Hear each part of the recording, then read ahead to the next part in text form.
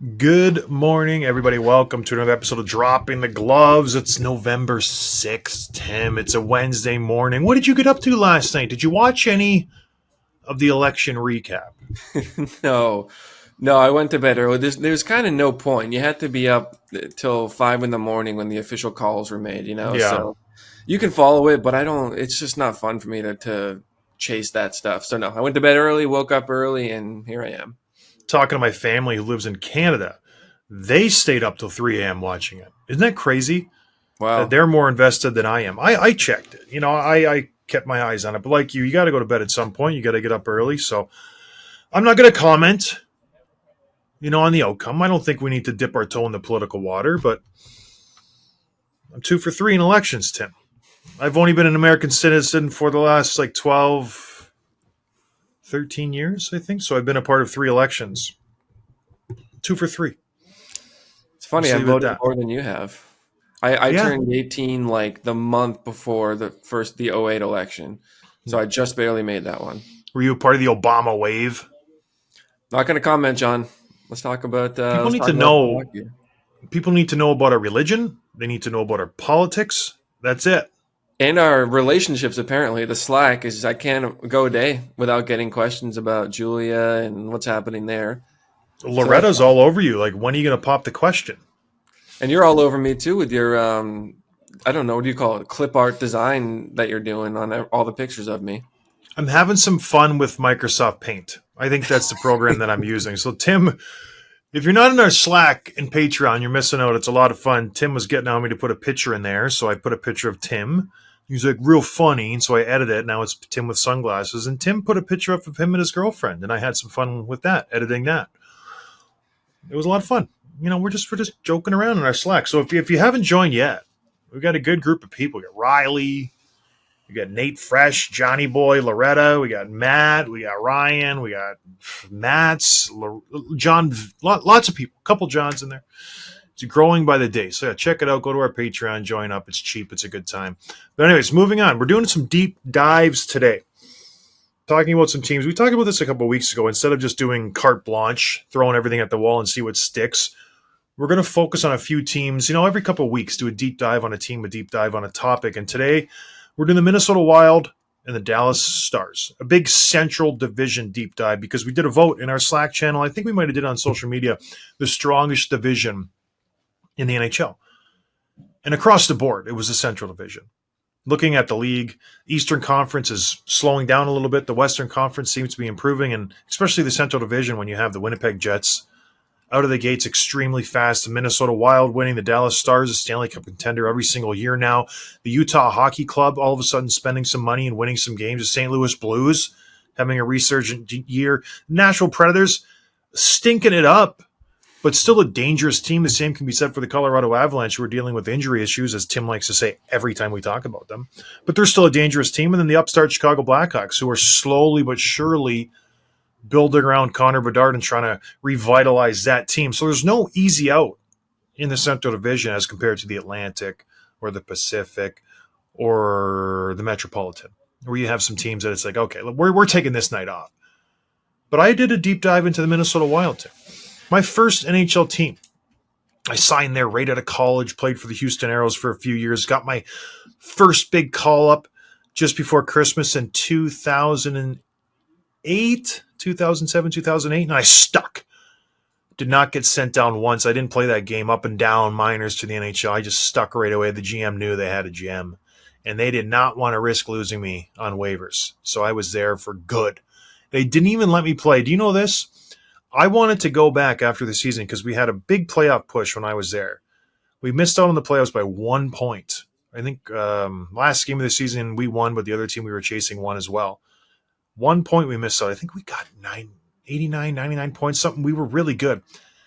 The Houston Aeros were good. I asked the GM at the time, I think it was Chuck Fletcher, I'm like, hey, can I go back and play with the Houston Aeros?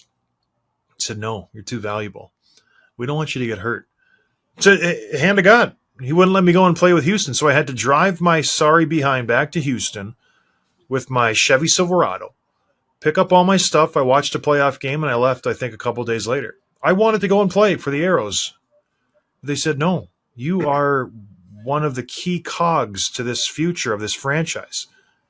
And I played one more year in Minnesota and they gassed me. So what are you going to do? Even though the Wild were out, he still wouldn't let you play a couple more games. Yeah. Yeah. They said, no, we don't want you to get hurt. I'm serious. It's not like you were like a high draft pick, though. You know what I mean? Like, I mean, yes, you were important, but the chances of getting hurt were low. So why not just like, it's not like they had invested high draft capital in you, you know? Listen, Whatever. Tim, when you have this gem. Listen, Tim, you've never been valued by anyone the way that I was. So Well, Julia values you you, but when you invest in something, you got to protect your investment. And that's why today's episode is sponsored by ExpressVPN. It would have been excellent if we would have had a sponsor there to transition into it, but we don't, because we're just. If you have a company and you want to sponsor our episode, let us know. We're working our tail off here. Anyways, back to the Minnesota Wild. The theme of my deep dive is, the song, if you're going through hell, keep on moving, don't slow down. That's the Minnesota Wild. The last 3 to 4 years, they've been in cap hell. And they've been chugging along. Billy Guerin doing what he can to get this team into a competitive situation to just be relevant. Where they were and where they are today, they should have no business competing in this league. Currently, they have $15 million in dead money this year. $15 million. There's an $88 million cap space. So that means you're chopping $15 million right off that. You can only spend $73 million. They have 2 and change spending. So they're only spending $70 million this year. The other teams spending $70 million this year, Tim, the Flames, the Ducks, and the Blue Jackets. The Flames are off to a good start. They're cooling down a little bit. The Ducks and the Blue Jackets are train wrecks. Every other team in the NHL spends at least $80 million plus. The teams that contend are all over $88 million. They're burying guys in the LTIR. They're getting salary cap relief somehow, some way, but they're contending. And then you look at the Minnesota Wild. Top 5 in the NHL. Superstar up front. Superstar on the back end. Solid players surrounding them. And they're doing this with essentially $16, $17 million that they've not spent. It's an amazing job by Billy Guerin. And they're doing it in the strongest division in the NHL, like we talked about before, the Central Division. Why are they doing this? Lots of reasons. Lots of reasons. The main reason is Kirill Kaprizov. Have you heard of him, Tim? I sure have. The guy's an absolute stud. I looked into it. I looked into his stats. He was drafted, in 2018, I believe, in the 5th round by the Wild. They just took a flyer on him, some kid in Russia. Maybe he'll come over. Maybe he won't. GMs, when they're doing their scouting, when they're drafting, once you get to the 4th, 5th, 6th rounds, you take flyers on guys in the KHL, guys in Russia. He was probably 17 years old. What's going to happen? Is he going to come over? We don't know. Let's take a flyer on this kid. All of a sudden, he comes over 4 years ago, lightning out of a bottle. Just killing it ever since he made the NHL. His first full year in the NHL, 2021-22, Tim. 81 games, he puts up 108 points. Are you bonkers? 108 points his first full year in the NHL? That's absolutely crazy. Billy Guerin sees this. He goes, hey-o. We got to lock this guy up right away to the negotiation table. Locks him in. $9 million, 5 years. At the time, people are like, oh, we don't know, Billy. We don't know. That's a lot of money for this kid. It's a bargain right now. Because I'm going to pose this question to you before we move on, Tim. Has Kirill Kaprizov, based on his first 4 full years in the NHL, 21-22, he got 108 points. 22-23, he got 75 points in 67 games. 23-24, he had 96 points in 75 games. In those 3 years, 47 goals, 40 goals, 46 goals. This year, his 4th year, he's got 21 points in 7 games. Has he gone from being a star? There's a lot of stars in this league. To being a rarefied air superstar. I'm talking Draisaitl. I'm talking Kucherov. I'm talking McKinnon. And now Kaprizov. Superstars, Tim. Is he in that category now? Oh, he is, yeah. I was just thinking while you were talking, I think he might have even surpassed, and I don't want to base this on 10, 12 games and say who's hot, who's not, but I think he might have surpassed the Pasternaks of the world. Oh, yeah. Right?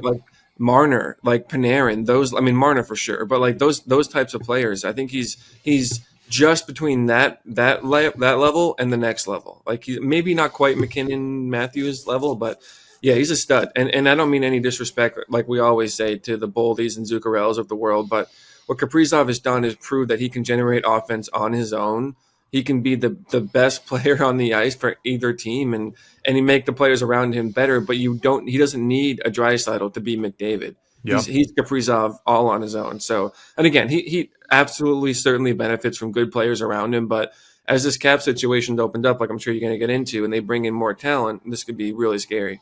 Well, it could be an absolutely deadly team. And I think you nailed it on his head. The first 3 years of his career, he had Ryan Hartman as his centerman. Yeah. You know what I mean? Like, no offense to Ryan Hartman, but now the Minnesota Wild, they've added depth, and they put Ryan Hartman where he should go, which is the third line. That's where he belongs. He's a good, hardworking, kind of sandpaper type player, and he's playing on the first line with arguably one of the best players on the planet. And you put him with the Matt Zuccarello, who is creative. I love Zooks. I played with him. He's been on the show. Tim, he's 36. Like, he's a journeyman forward who's bounced around the league the last few years. He's great, absolutely fantastic. But again, he's not a Mitch Marner. You know what I mean? He's not one of these guys who's a Robin to a Batman. He's a good player, but he's not going to be confused with a star in this league by any sense of the word. And the great thing about Kaprizov is the things we've harped on superstars before. McDavid doesn't try in the back end. He gets lost at times. Evgeny Malkin, he just shuts it down for large swaths of time. Don't poke the bear and wake him up. Kaprizov loves the game. He loves to be on the ice. He would play 25, 30 minutes if the coach would let him. He plays strong in his own end. There's no shifts off for this guy. He sets that bar high. And when you have a superstar player who does that, it's contagious. Everybody else has to do it. Because if I'm sitting there looking at him and I'm Matt Boldy, young kid, trying to find his way in this league, I'm like, holy crap. My $9 million superstar, 45-plus goal Russian forward friend is just busting his ass all over the ice, and I'm going to, take a shift off. That's not going to fly. It's just fantastic. Tim, this year he's got 8 multi-point games. Already. He's only played 12 games. 8 multi-point games. This guy is fantastic. He's put the Wild in a great spot for the playoffs. They are on pace for 130-plus points. Last year they had 87. And it's not because of Kaprizov only. He's been doing this consistently throughout his career. Why are they so good? It's the depth. The depth is stepping up. And why is that? It's the same cast as last year. They haven't really changed the players much. It's how Coach John Hines is distributing them. It's how he's putting them out there. He's putting them in a place to succeed. He's moved around the lineup a little bit. The second line has been solid with Matt Boldy, Joel Eriksson Ek, and Marcus Johansson. They've been playing really good hockey. Their third line is one of the best third lines in the game. Marcus Foligno, Freddie Gaudreau, and Ryan Hartman. All three of those guys are pricks to play against. They hit, they fight, they score. They get in on the forecheck. They play the right way, and their fourth line has been fantastic. Lauko and Trent. Trent is a big moose coming in from Nashville. I like the way that guy plays his game. So their forwards are deep. That's been a huge revelation for this team for years and years and years. They've just been, hopefully Kirill can score 3 or else we're not going to win. Right, Tim? It was. Yeah, and I was just remembering, too, so we previewed this division over the summer, and I think we both had the Wild missing the playoffs. Maybe squeaking in, not being one of the better teams in the league. And this is due to more than just Kaprizov. But I remember, too, what Guerin said, because they're talking about extending him. He's under contract through next season, so this year plus another season. But he said no one's going to pay him more or give him more term than we will. That's how important he is to this franchise. And we even said, I think you have to make the case that there's not a team in the league that relies more on a single player than the Wild do on him. Yeah. I'd be hard-pressed to think of another example like that. The percentage of goals that he's a part of for this team, it's him and McDavid, I think, are the two highest that they rely on for offense. But it's changing a little bit this year. They beat the Leafs the other day. They shut them out. Kaprizov had no points, and they still managed to win the game. So they're finding different ways to win. And I think that's hugely attributed to John Hines. And it got me thinking how much a coach just can make a huge difference. Because they had Dean Evison, good coach, great guy from all accounts, but just not pushing the right buttons, not challenging the teams. There was reports that he just didn't even go in the locker room between periods during the game, which is bizarre to me to think a coach wouldn't want to just have some alterations, game plan, edits throughout the game, and he just let the players do their thing. He didn't want to dip his toe in there to ruin the vibe. It's like, buddy, you got 87 points in the year. You're going to miss the playoffs by 20 points. You should mix things up. And Hines is there. The team plays harder for him for whatever reason. The one issue is their PK is terrible. They're still working on that, but that should sort itself out with the players that they have. They'll figure that out in the end. But Kaprizov, much improved. Depth, much improved. Brock Faber, one of the best young defensemen in the league. A huge deal now, Jared Spurgeon is back. This is a guy who was relied upon heavily before he got hurt last season. I think he played 16 games last year, out injured, missed the first few games of this season, coming back. He's a big deal for this team. You can ease up a little bit. Jacob Middleton having a fantastic start to the season. We were talking about him, Tim, one day, not on the show, how he's just scoring goals. He's leading the team in scoring at one point, or defense in scoring. He's just playing fantastic. The ever-consistent Jonas Brodin never gets accolades at all. Just steady as she goes. Reminds me of a young Nicholas Hjalmarsson, who I played with in Chicago. And then you got the Moose, Zach Bogosian, on the back end with John Merrill. A good 5-6 pairing, who you can really pair up with anybody, but they're good against the third and fourth lines of the opposing team. They have a good balance of defensemen. Puck movers, you got some snot throwers who can really chuck the knuckles and hit if you need them to. You got some steady as she goes, all situations defensemen. It's a nice balance. You know what I mean, Tim? You don't see that very often. These guys, any situation, you can throw a defenseman out there and they're going to succeed. You can kind of pick and choose. It's a beautiful thing. But the biggest reason I think this team has really turned the corner is their goaltending. Philip Gustafsson signed a bigger deal last year to stay with the Minnesota Wild. Billy was trying to get rid of him in the offseason. He was so bad last year. He's just trying to give this guy away. Well, he came to camp, lost some pounds, some LBs, a little more motivated, trying to retain that starter's job. Last year, he pretty much split with Marc-Andre Fleury. I think he got 45. Marc-Andre Fleury got 37. This is my net, he said. I'm a young kid. I want to be here for my career. He's been playing great. Top 5 in all goalie statistics across the board for guys who have started 8-9 game starters. He's been great. So all the chatter about him being traded, all the chatter about, Marc-Andre Fleury being the guy. No, this is Philip Gustafsson's net. This is his team. Marc-Andre Fleury is a fun backup. He'll get to start in Pittsburgh and, wave goodbye and all this stuff when it comes to the playoffs, when it comes to important games. It's Gustafsson's net, and it's his team, and he's been playing fantastic. He even scored a goal, Tim. Yeah, I like when you see a guy that is, wasn't really finding success in other situations, whether it was, being called up or just not fitting in with a certain group, being on bad teams, and finally in the right situation, and the stars align, and you get to show how good you really are when you're not hampered by other things. And I think that's what we're seeing with Gustafsson. He was, came up from through Belleville. He was on Ottawa, obviously a really poor team. He was okay last year, not great, but he's looking really good this year. Oh, he was bad last year. Continue that. They're going to be in good shape. So I think the thing I keep thinking about is just the cap situation and that coming off the books. As the season progresses, if we get, after the holidays, toward the end of the year, end of the season, we start thinking about how they're going to spend that money. And that's going to be a lot of fun to think about. The UFAs, the RFAs, they can go make some offers. They can sign some big guys if they decide they want to compete right away. It'll be a lot of fun to kind of play armchair GM with the team with basically $15 million to spend. Really cool. Yeah, there's a lot of guys who are good who are going to be entering into free agency. They'll have about $20 million, $30 million to spend. I haven't done the math on that, but they'll have a lot of money. And that kind of dovetails into my point of why they're here. It's Billy Guerin. We talked to Derek Stepan a couple months ago about Billy Guerin. He just said the guy, he knows what he's doing. He's got his kind of ear to the ground. He knows what's going on in his organization. He has his fingers in every aspect of the team, whether it's on the ice, whether it's in the offices, whether it's in the marketing, whether it's here, there, or everywhere. Billy Guerin really knows what's going on with his franchise. And he did this smart move, risky move for a first-time GM. He formed this team by locking in talent before they priced themselves out of the market. So he saw a guy like Matt Boldy, young kid coming out of the University of Minnesota. We got to get him locked up. Okay. 7 years, $7 million per year, 49 mil. Risky signing. We criticize it. Everybody criticize it. It's paying off pretty good. Kirill Kaprizov, he signed him after 16 games coming out of Russia. 5 years, $9 million. Joel Eriksson, same thing. 8 years, $42 million. This unknown Swedish center, what is he going to pan out to be? He locks him in. Brock Faber locks that guy in. 8 years, $68 million. Seems like a lot. He's probably worth 12 in 3 years. You know what I mean? Like this is a great contract. The cap's going up. This is a steal. And then he does the lower end contracts too. The 3, 4, 5 D-man, the second, third, fourth line forwards. He's not just doing this for the first line forwards, the first line defenseman.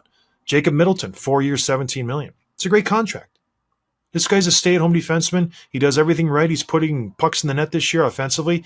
That's a good value for him. Freddie Gaudreau, third, fourth, or Frederick Gaudreau, third, fourth line guy, 5 years, $10 million. When have you ever heard a term in length like that for a contract? It's unheard of.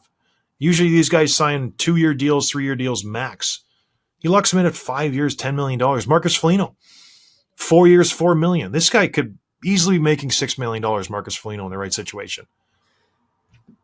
I mean, that's the part that I think is the most exciting when you think about the cap situation. It's not that they have a bunch of money and a bunch of guys to sign. They have a bunch of money and all their core players locked up. You know what I mean? Like, this is all gravy on top with this extra cap space. They're going to have so much the room to play with, and 90% of the roster locked up for long-term deals. So, yeah, they've done really, really well. And it's a good example of a guy that is not just skating by based on his NHL reputation, like some other GMs in the league. He's proven it every week, it sounds like, and they just keep getting better. Yeah. So people are saying, oh, is this a flash in the pan? Are these guys going to come down to earth, this and that and the other? I don't think they will. They played 12 games, 10% of the season. They're playing absolutely fantastic. And next thing you know, it's going to be Thanksgiving here in the United States. And they always say if you're in a playoff spot come Thanksgiving, it's like a 70 to 75% chance you'll be in the playoffs at the end of the year. So I'm buying it. I think this is a great start for the Minnesota Wild. They've constructed this team really good. John Hines has them playing really good hockey. And they will be fun to watch at the deadline because they will add pieces. They will have a couple bucks to spend. And don't look now. This Central Division that we thought at the start of the season was going to be Nashville, Colorado, Dallas. It's Winnipeg, Minnesota. The Great White North. Rearing its ugly head. Dominating the Central. Taking the NHL by storm. So it's fun stuff, Tim. That is my thesis on the Minnesota Wild. The floor is yours, Wisberger. That was great. I'm going to talk about the Dallas Stars. And this is the team that's very similar in a lot of ways.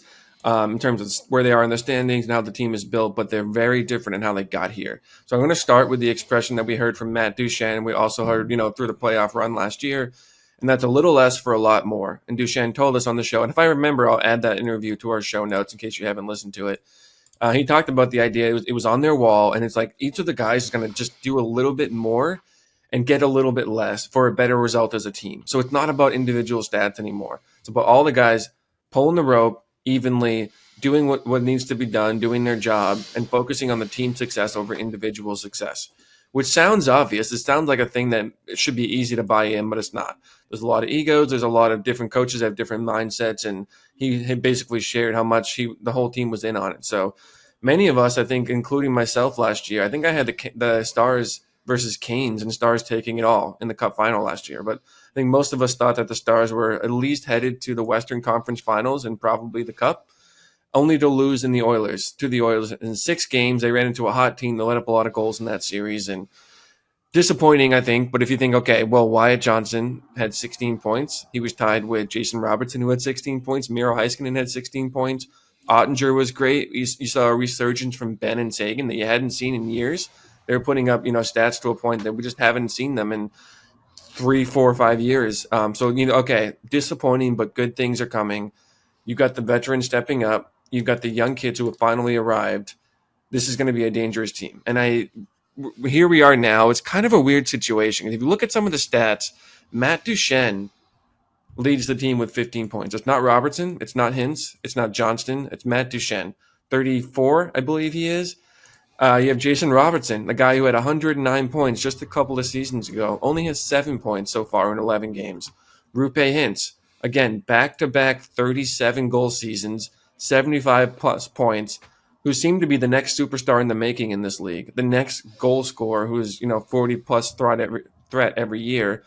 He only has 8 points in 11 games. And Miro Heiskanen, one of the top defensemen in the league, we put him on the same tier as a Fox, McAvoy, that level, and Bouchard. He only has 4 points. So you look at those individual stats and you kind of think, geez, these guys have taken a step back. They're not as good. And yet the Stars are 7-4 right now, which is good for third in the Central. And there's even a little bit of a caveat with that because they played in Finland last week. And they played 2 games there. They lost both of them to the Florida Panthers. They allowed 10 goals in 2 games on that trip. But again, those trips are so weird. You're traveling. It's international. You're doing stuff at night. You're doing stuff in the morning. There's nerves, there's excitement. A lot of these guys, including Heiskanen, were playing in front of their families over in Europe.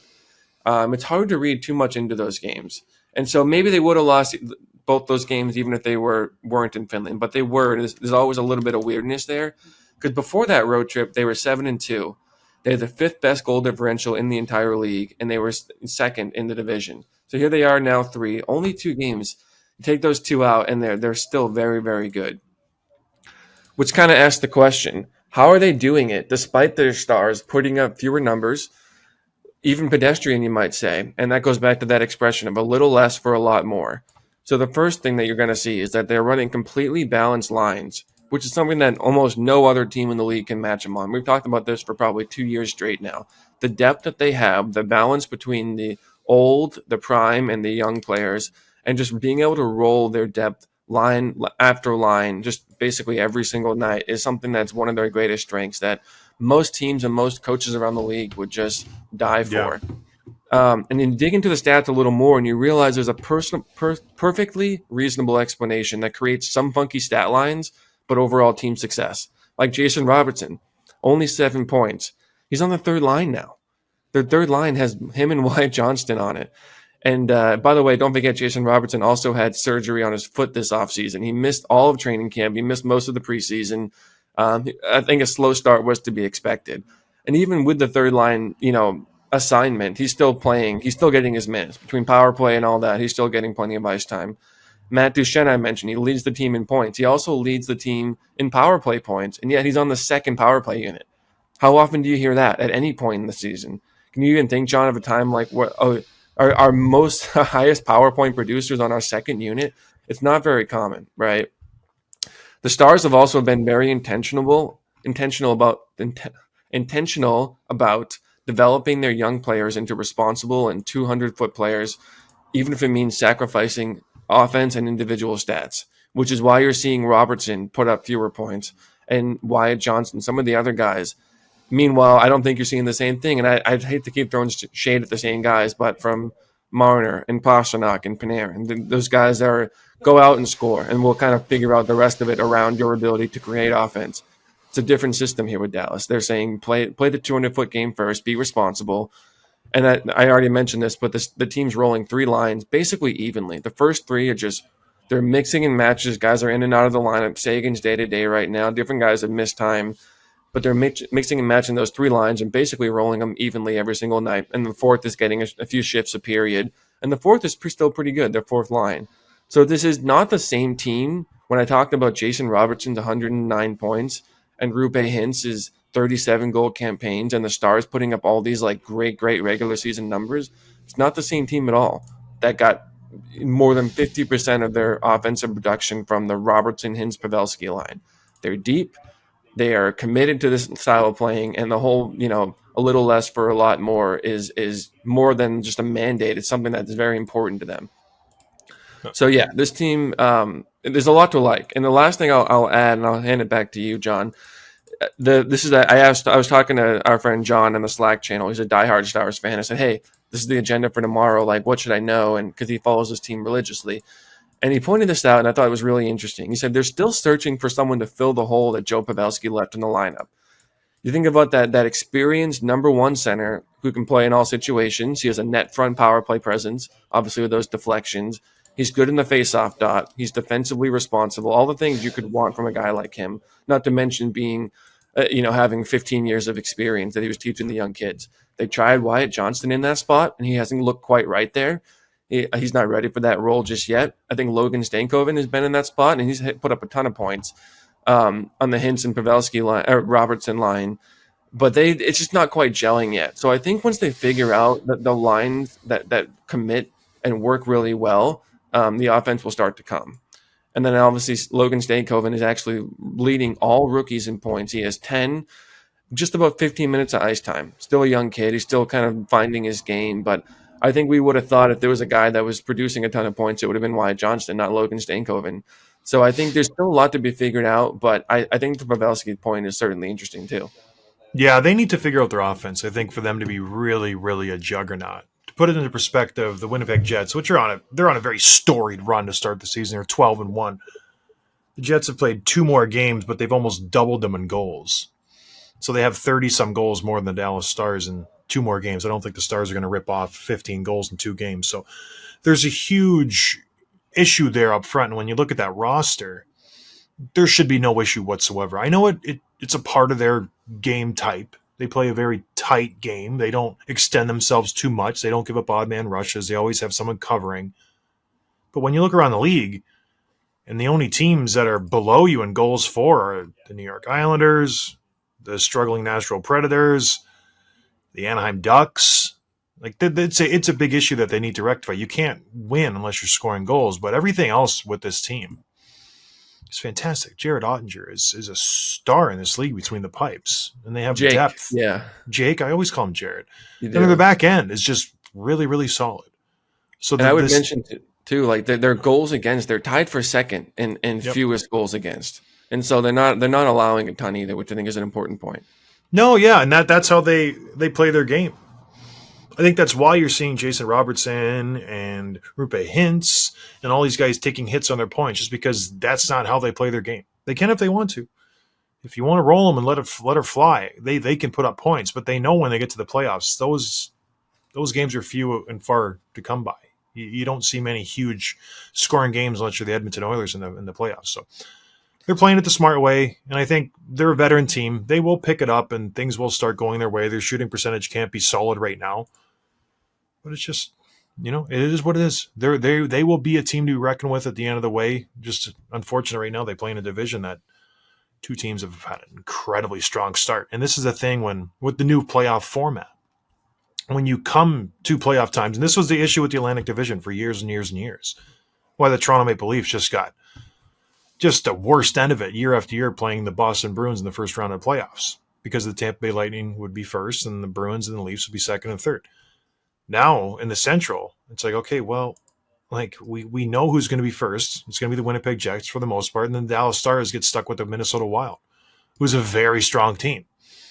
So it's just an unenviable situation there in the Central, because the first round matchup could theoretically be 2 of the top teams in the NHL going at it. And we saw it last year too in the Metro with the Rangers and those teams up top there. So it's a great problem to have, winning games and your top players still aren't scoring, and they will figure it out. So this Central is it's a strong division too. It's fun to talk about. And I even think too, like this is a great example of how much coaching and systems impact the not just the way the player plays, but the production they do. And like if you told certain other guys that their only responsibility was going out and scoring, I think the list of guys that reach 100 points might surprise you. Maybe it's a Barzal. If his only responsibility was putting the puck in the net and he said, don't worry about anything else, that's your job, we'll figure out the rest, maybe he's a 100-point guy. Maybe Nick Suzuki is. Maybe Dylan Larkin is. Like, you don't know, because these guys get tasked with so much stuff, and there's a system built a certain way. But we see this from Robertson. If Robertson hadn't scored 100 points, and this is who he's been the last few years, you wouldn't think he's capable of it. But at that time, on that line, in that offense, the right things happening at 109 points. So it just made me think about that. So I think in conclusion, I think a lot of us, including fantasy, if you have them in fantasy hockey, you might be frustrated by the lack of production by Robertson and Heiskanen and Wyatt Johnston and Rupe Hintz. It's still a really strong team. They're third, as I mentioned, in the entire league in goals against per game. Testament to the system they play, the coaching they have, and Ottinger. And even DeSmith, their backup goalie, has played really well. Yeah. I think the offense is going to come, but it's going to come in waves. It's not going to be like this sustained, like Florida Panthers 3 years ago type, where you're scoring 4 or 5 goals a game. But you are going to have nights where everything goes your way. And then you're going to have nights where you win 1-0. But I think both of those are going to be equally important. I think they're just too good not to have those games where they score a bunch. And they're just focused on the postseason. Like Derek Stepan told us a few months ago, as you mentioned, let's just get to the playoffs. That's where our focus is. And we'll see what happens when we get there. So, yeah, I think the Stars are still an elite team, and don't let the 7-4 record fool you. No. And yeah, like you said, Heiskanen will pick it up. He will score a goal at some point this season. He won't be shut out the whole season. He's too good. He's on the first power play unit. This team will figure it out, Tim. But it's going to be good. All right, let's get to some quick hits and get out of here. Yeah, the first one is scary. Dylan Holloway took a puck to the throat last night, directly off a shot. He finished his shift, and he went back to the bench, and he had trouble breathing, and it was at the end of the first period. They ended up ending the period early. Hmm. to make sure that he was okay. It's a pretty scary situation. Anything to do with the neck and breathing and all that stuff. So Frank tweeted out this morning that the doctors said he is going to be okay. His airway is unobstructed, and actually his parents are in the building to watch the game, so they were able to be with him at the hospital. No swelling. Hopefully, he doesn't need any kind of surgery. Doesn't miss too much time. But the most important thing, that he's going to be fine. Yeah, I don't want to make this about me, but this past Sunday, in our men's league game, I got tangled up with somebody in front of my net. I was back checking. Their centerman took my feet out, and so we're laying in front of my goalie, both of us, for like 2, 3, 4, 5 seconds. When people go down, it's a big deal in the men's league. You kind of let them get up, and the game halts for a little bit. Their guy has the puck, and he's probably face-off dot a little bit closer to the net, and I'm between him and the net. And it's 1 second, 2 seconds, 3 seconds. I'm annoyed because this guy takes my feet out and we're tangled up. And all of a sudden, whack! I get hit right in the back of the head with a puck. Ding dong from the other team decided he could do a lifter and get it over the two of us and try to go bar down on the goalie. Didn't do it. Zipped me right in the back of the neck, like right behind the ear in the sweet spot. And I'm just like, It's a dangerous spot. oh, I was so mad, Tim. I turned around, I'm like, you got to be kidding me. Like, are you nuts? Some choice words were had. The ref blew the whistle. I stay on the ice because I'm an absolute juggernaut warrior. He's the centerman still. We win the draw. I wind up a flipping slap shot, tickling the roof. Faked it.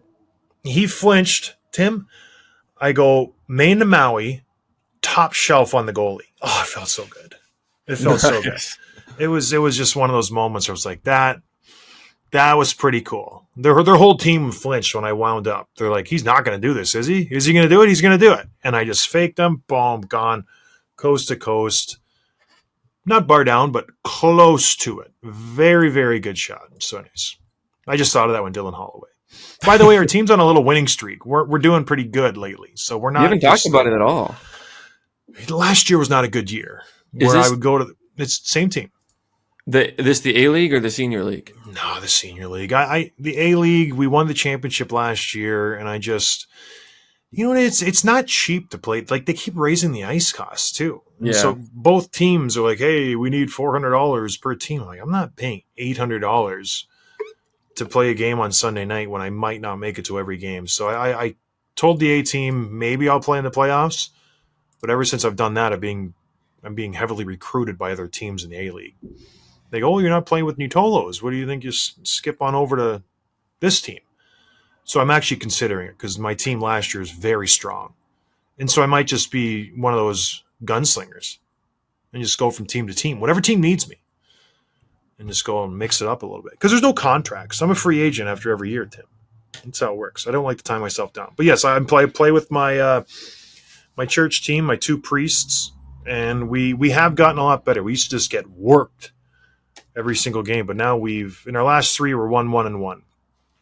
This past week, we should have won, but we got some bad luck between the pipes. Our goaltender, he would even tell you, should have made a couple saves. Shots on goal, I think we must have had 28. They must have had maybe 10, and he gave up 5. So wasn't Mark's best game, but it's okay. Everybody has a bad game. All right, what's going on in Boston? You always got to bring up the Bruins at least once a show. Yeah, not quite as often as you bring up yourself. But yeah, Kevin Weeks reported this week. Thanks for being here, everybody. I appreciate the support. Tim won't be around anymore. No, go ahead. Kevin Weeks. Kevin Weeks said, quote, in speaking to sources, several teams are interested in pending UFA after this season. Bruins Trent Frederick, with his size, speed, toughness, character, and skill, he's drawing attention in the marketplace. My quick reaction is, yeah, I'm sure they're interested. There's no reason to think they're going to move him.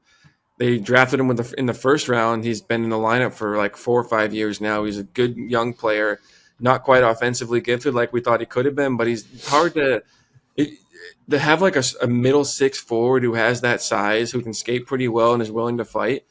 It's hard to find. So I don't see a scenario in which they trade him. Do you? Yeah, because they have a lot of needs. Right now they have how much money tied up for next year? 30, 27, that's 60.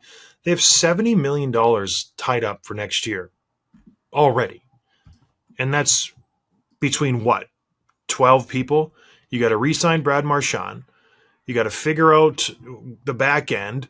Your goaltenders are set because you have so much money tied in there, but you have a lot of needs. And you're going to bring back Trent Frederick? I just don't see how that works, Tim, how they figure out the money. And yeah, is he that good? I don't know. He's an okay player. He does his good job, but are you going to pay him $4 or $5 million to play on the third line? That's a question. Yeah, I don't know. This is the player that's been a little bit of an enigma because under different coaches, he's been different players. And I liked when he first came up, he was scrappy and hitting and fighting, and he was, I think, at his best. And then I want to say Cassidy basically kind of just reeled him in and said, we want different things from you. And he just doesn't look confident if he's not engaged in that way, which is not unusual for that type of player. Like if they can't do the things that get him going, it's hard for them to get engaged and produce. So, we've seen versions of him where he could be a 20-plus goal scorer. We've seen versions of him where maybe he's a fourth liner, not even a third liner. So he's got a pretty big range, but I'd rather, because of his size and his ability to scrap and I don't know his upside that I still hang on to, I'd rather hang on to him and develop him more. Oh, yeah. I think he's a great player. I just don't know if they can, because he will want a big number. He's going to want like Milan Lucic type numbers when he comes to free agency. Will he get it? I don't know. We've seen how the Bruins negotiate it, and it's not good. It's never really goes smoothly, but they should do everything in their power to lock him up. He's a good player. Lock him in for 35 points. He's got some toughness. Like, he's the exact guy you want on your team. So there, we got your Bruins out. That's fine. Okay. Is that all, Tim? That's it. We're back on Friday. We are interviewing one of the guys from the Winged Wheel podcast. This is the very popular Red Wings podcast. We're going to argue about the Icer plan. So this should be a lot of fun, John. Hopefully you come prepared, because he's going to. I can't believe we just talked about trade rumors 10 games into the season just so we can get the Bruins on the podcast. The Bruins? Yeah, like the Trent Frederick thing. It's 10 games into the season. There's some drawing attention for Trent. If Kevin Weeks put out this viral rumor, then I'm going to bring it up on the podcast. Oh, there's lots of rumors that are going around the NHL. You don't bring them up. It's only a Bruins one. Okay. Let's get you another coffee, John. Let's get you a coffee and you'll feel better. Did you see Tanev rocking Pasta from behind last game and Marchand jumping him? No. You're not a Bruins fan?